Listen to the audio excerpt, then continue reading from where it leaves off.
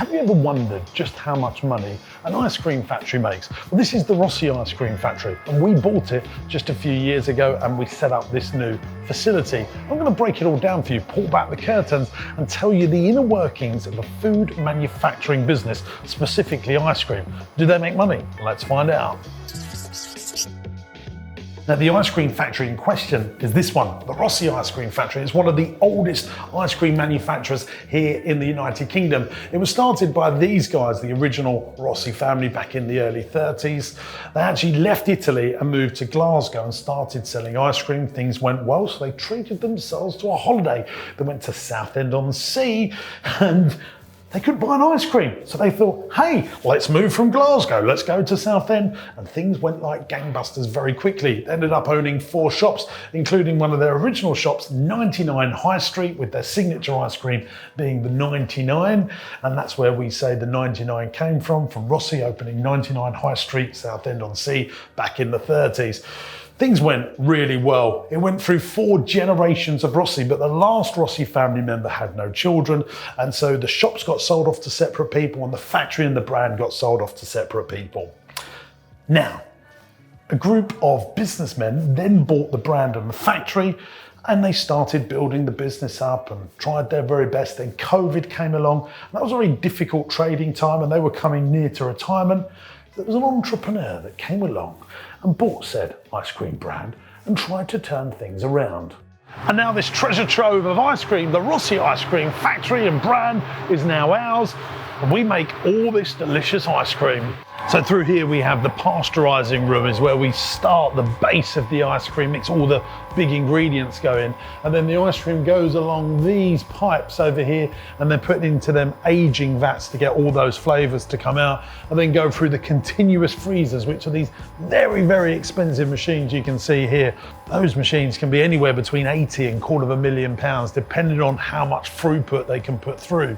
It's really important when you're doing these ice cream days that you try and get one flavor a day, because between each flavor you've got to clean through all these pipes, and that can take a long time, and time is labor and cost. So we want to do a whole day of vanilla, a whole day of mint chocolate chip, a whole day of chocolate, so that we're breaking down all those clean times to get as much bang for our buck on our return on investment in terms of labor invested into those days. Any good food manufacturer knows that volume is their best friend. The team are making over 30 flavors of ice cream, and we're coming up with new delicious flavors each and every single year, whether it's rum and raisin or birthday cake gelato. It's all made in this amazing factory delivering great Rossi ice cream. Being a food entrepreneur or food manufacturing is not as easy as it may sound. It's actually devilishly difficult to make money. You've got these huge giant corporations like Unilever, Procter & Gamble and Mars that are billion-dollar plus industries that have the scale to be able to do stuff at such a rate of knots. If you're an entrepreneur and you really like the idea of manufacturing a little delicatessen bakery or ice cream like I was, you might find it's much, much tougher than you first thought. See, you've got these commodity prices that massively affect you. Sugar, cocoa, coffee, one of the biggest commodities in the world, fluctuate in price often. Now, yes, you can do a bit of pre-buying and set your pricing, but actually the whole marketplace is so competitive. If you want to be in supermarkets like us, it's very hard to put your pricing up, and that can cause massive margin erosion in your profit and loss. If you can get yourself used to the ingredients prices changing more than the British weather, then you've also got these things. This little selection of stainless steel over here are ice cream machines. You've got date dotters, you've got ingredient feeders, you've got ripple pumps, and this thing, what we call a robot, which packs all the ice cream little pots that you would have in a theatre with a spoon in lid. You want to buy a new one of these, you're talking £80,000, and that just does the little pots. What if you've got 500 mils and then you've got 1 litres and you've got Napolis? You could easily spend another £1 million on robots just to robotonise your factory. All of that means you have to do volume to make money. Now, there is some artisan options if you've got one little shop, but then you've really tying yourself to the business, and I don't want to do that. I want to be on my business, not in my business. That's how my mindset works. So if you want to be a food entrepreneur and you want to have some days off, scale is where you need to be. Some of the big shocks for me when we became a food manufacturing business in our little ecosystem was just how much the specialist ingredients cost. Over here, a selection of ice cream paste. So you make your base mix, with your milk and your cream and your sugar, and then you add all the other flavors, whether it be chocolate or mango or even pistachio. A little pot of pistachio mix like that could be 200 quid to make some ice cream Napolis. Napolis are the scoops that you see in an ice cream shop. This is big money. I mean, over here, there's a good few £1,000s just sitting on those shelves. I'll tell you what, another thing that really did shock me when we got into this is actually sometimes the packaging can be more than the actual ice cream that goes inside. I spoke earlier about those little theatre pots. Well, those theatre pots with the spoon and lid will cost more than the ice cream. Madness. I mean, yes, if you buy 1 million of them, you might turn it the other way round, but packaging costs a lot of money and you've got to buy a lot of it. You've got to buy a huge amount and that causes you a big cash flow problem. Over here you can see packaging. The guys are getting ready for a next production run and they'll use all of those boxes, packing everything up. So you've got outer packaging, inner packaging, all of that good stuff. It's all got to be food grade safe as well. And it's got to be good enough that it can last in a freezer and not degrade. So much more goes into it than you first thought. Now, when I bought Rossy, remember at the beginning of the video, I told you it once was a very big ice cream manufacturer. In fact, the last Rossi family, £20 million estate back in 2007. But when it was taken over by my predecessors, the people that I bought the business from, it massively scaled back down. And these are 2 little vats, 3 here that you can see. When I bought the business, we had this and just 1 of these little ice cream freezers. And if one of them breaks, that means you can't manufacture. And in food manufacturing, you think about this, all these machines got electric going through them, they've got air, compressed air going through them, they've got liquids, they've got cold liquids, hot liquids. Things are moving all the time at a rate of knots, so everything breaks. You need to have backup, backup, backup. And then you need these specialist engineers, which cost you a lot of money to come out and put everything right.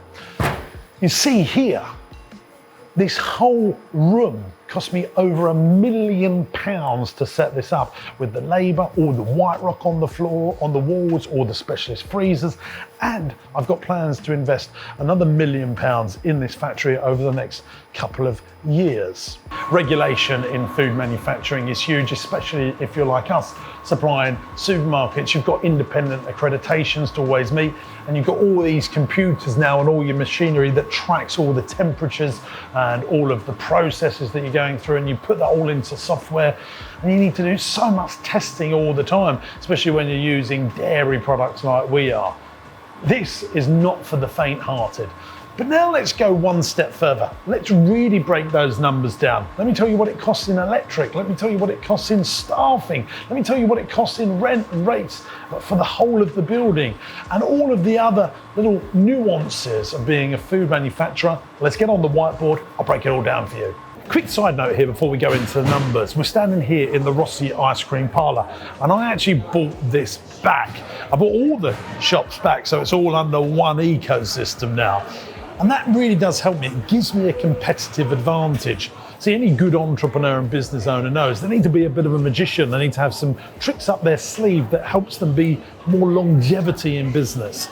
Most businesses fail. So if you can own the whole supply chain, that gives you a massive competitive advantage. Now there's 3 things I want to think about, and I want you to think about at home when you're thinking about competitive advantages. Leverage. That's the biggest one. Great entrepreneurs use leverage. They leverage brand, systems, equity, management teams. Really, leverage is explained by doing the work once and getting paid forever. Think about this, you write a book and then you can sell it 1 million times over. We come up with an ice cream flavour, we do all that work for that new flavour, and then we can replicate it again and again. So leverage is one of them. The second one is vertical integration, where you can buy your supply chain out so that all your cash flow stays within your ecosystem. And the third one is when you can find businesses where you can be direct to consumer, which is this place, the Rossi Ice Cream Parlour, and also B2B. So the factory is a business to business sort of thing. We're supplying Asda, we're supplying other hospitality businesses, and then they sell onto the end consumer. But what if you can have both?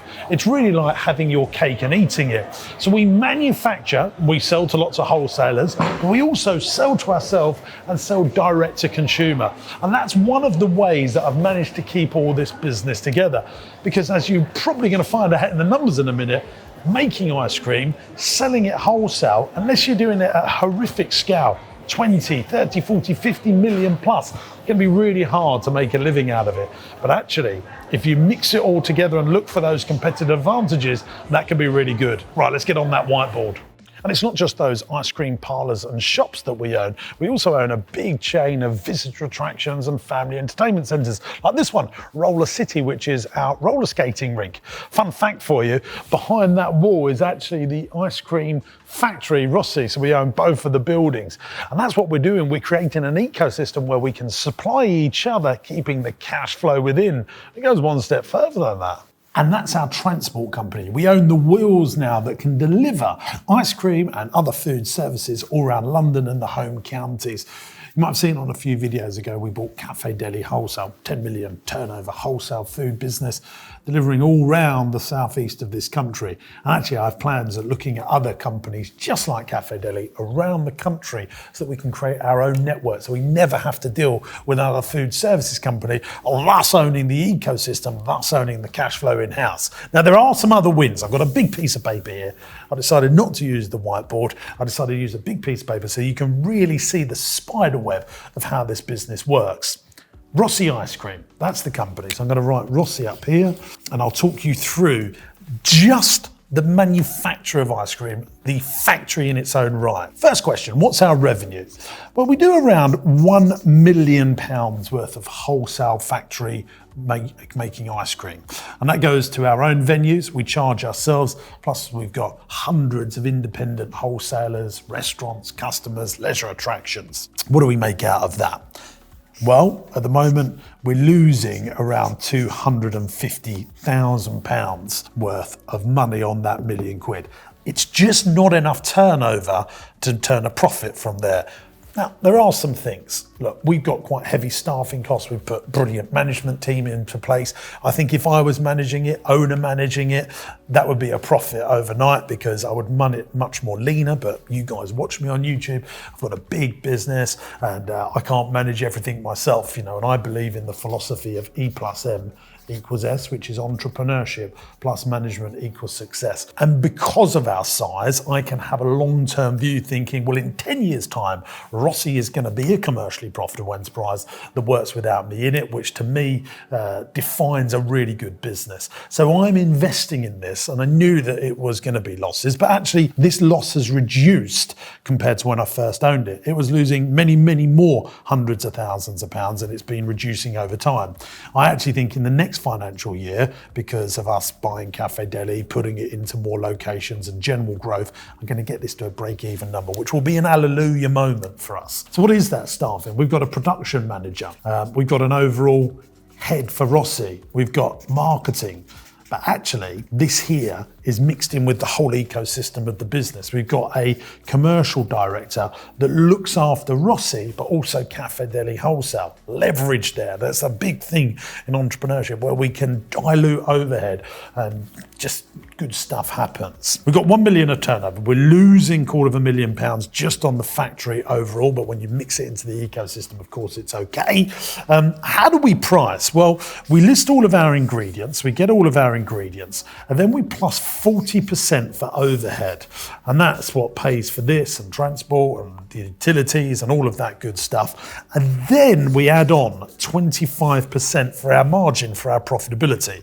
So we get all the ingredients.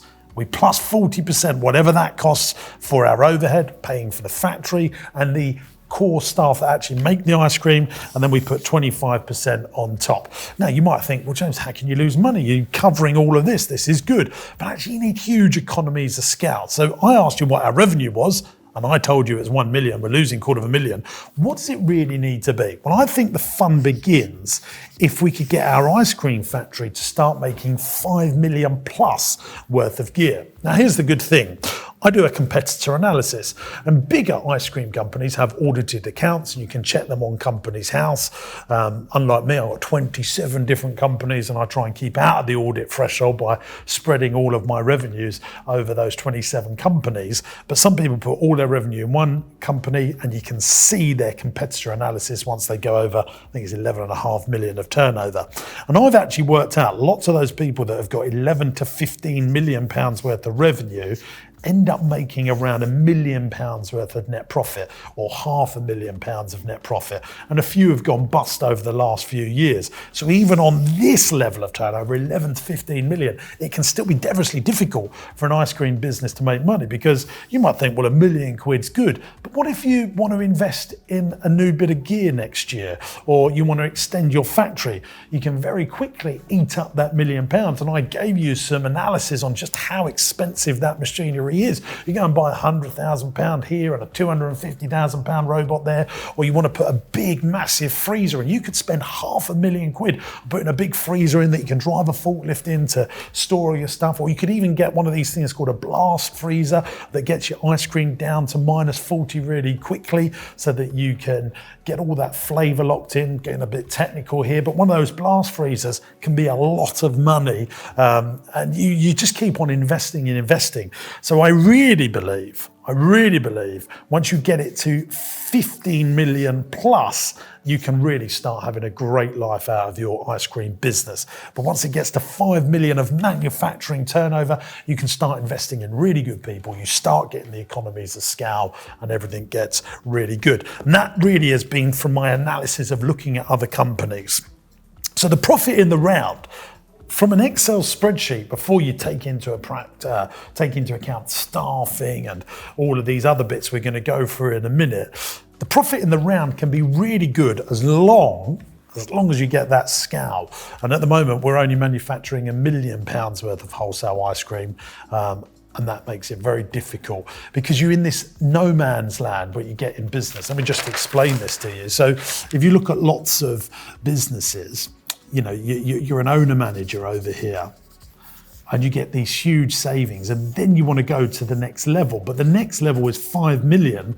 But when you're doing £1 million of turnover, you sort of need to be here and here. And that can be very, very difficult. That's where lots of business owners find things really tough. We call this the middle ground in business, where you can't really afford the investment that a £5 million company gets, but you actually need to be as frugal as a small company. But actually, you're going through the desert period. And that's why big companies like me, where I've got an ecosystem, we can afford to get through those desert periods. But I've been there in the past when I first started out. Very, very difficult. Right, I've answered how do we price. List of ingredients, 40% for the overhead, 25% profit for us. That's how it works. Depreciation, I think it's really important we talk about depreciation in these in this type of business, because those machines don't last forever. There's lots and lots of wear and tear. So you buy that £100,000 machine, actually after a year, it's probably lost 30% of its value straight away. After 3 years, it's lost another 20% of its value. And at the end of 5-10 years, you probably want to get a better machine that's got all new pistons, and you think, oh, is it worth refurbishing that? So you are depreciating your equipment all the time. Yeah, you might not have to replace the fixed assets, the walls and the mezzanines and stuff like that, and maybe the pipe work and the white rock, but the machinery does depreciate in value over time just because it's getting used all the time, just like a van or a vehicle, if you like. So what is the cost of ops, the operations, the building? I own the freehold of that building. So that's a massive winner chicken dinner for me. But actually a building like that, you'd have £100,000 rent. It's a 11,000 square foot building at least. You would have business rates, which would be around £50,000 payable. You would have insurance, another £15,000. And then your staffing costs would be around 25% all in if you get past that £1 million worth of revenue. At the moment, we're working to about a 38% staffing cost because we're overlaying it with more management because we want to get to that 5 million turnover mark. which we will over time. Utilities are big. We're actually spending around £11,000 a month on electric to keep all those freezers going, all of those lights going, and all those machines that need working on. So we're considering solar right now. What's the cost of that? Can we get enough solar? We're doing all the work on that. Let's talk about our wins though, first of all. Our wins for us as a business is we own the transport. Now this is really powerful for us. If you want to be a food manufacturer, this is where you should start. Working out how you're going to get your product to your customers is really important. And if you want to deal with one of these big food services companies, they're getting everyone approach them all the time. List our stuff. And they want to be sure that they're getting the best prices and can they be bothered to change. So in my mind, the way it works, I did try and get listed with all these big food services companies, and I was spending many millions of pounds with them through my family entertainment centre business, but they still didn't want to list me, even though I was spending millions of pounds with them. They didn't say no, but they made it very difficult for me to do. So I just thought I'd go and buy my own wheels. And that's what I've done, because then I decide who gets listed and I'm going to decide to list myself. And actually, when you own the transport, you own the manufacturing, because actually a food services business, although very predictable income, very regular income, has many overheads. Running transport costs and running fleets of vehicles is not for the faint-hearted. There's huge depreciation costs, huge fuel costs, huge amounts of responsibility. But when you have it in an ecosystem where you own the whole supply chain, things can get very exciting. The other thing, the big wins for me, is supplying my own venues.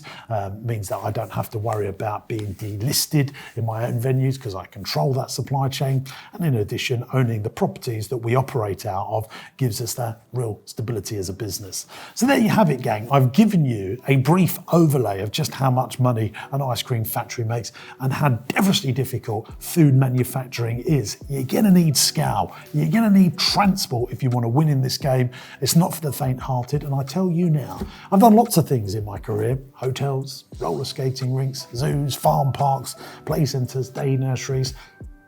It's a fun business. It's a business that will always be there. People will always need to eat. But it's difficult. It's difficult because you're going up against people that have got billions of revenue, profitability, expertise, and huge scale economies, which I even admit I'm going to get nowhere near, and I don't want to get nowhere near them, but I do want to create my own little mecca within the food services and food manufacturing business. That means that I don't have to answer to anyone, and that was always my intention. And I'm very proud to own the Rossi Ice Cream Company and carry on that century-old lineage into the future. And if you stick around on the YouTube channel, I'll keep telling you what I'm up to. If you've loved watching this video, there's a couple of things that I'd love you to do. Please subscribe to the channel, like the video. Let me know in the comments if you're in a food manufacturing business or if you like this video. I love reading the comments. Don't forget to check out the podcast channel. And if you want to hear my weekly musings on entrepreneurship and business, all the things that frustrate me, a much more personal approach to my entrepreneurial endeavors, why not receive my letter? It's called the James Sinclair Newsletter. I release it at 7 a.m. every single Monday morning to help entrepreneurs and business owners in their darkest times in business. It's free to sign up on my website, jamessinclair.net, and there's a link in the video description. Thanks for watching. Bye-bye.